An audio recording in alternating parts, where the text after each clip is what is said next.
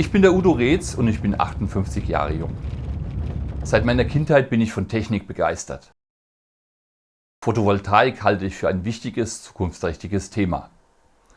EcoFlow konnte mich durch ausgefeilte Technik und das tolle Design überzeugen. Auf meinen Reisen mit dem Wohnmobil mit meiner Frau hat uns die Delta Max geholfen, auf das Gas zu verzichten. So können wir immer öfter die Natur autark genießen. Daheim setze ich Delta Max ein, um Kühlschränke, die Waschmaschine und sogar mein Büro mit Strom zu versorgen. Bei meinen Hobbys setze ich die Delta Max als sichere Stromquelle ein. Ein kurzer Stromausfall ruiniert ansonsten einen langen 3D-Druck. Auf dem Balkon lässt sich auch mit einem Solarpanel und wenig Aufwand saubere Energie erzeugen. Das ist nicht nur cool und macht Spaß, sondern schont auch Natur und Geldbeutel. Die Delta Max ist aus meinem Leben nicht mehr wegzudenken, auf Reisen und im Alltag, als Lieferant grüner Energie oder als zuverlässiges Backup im Notfall.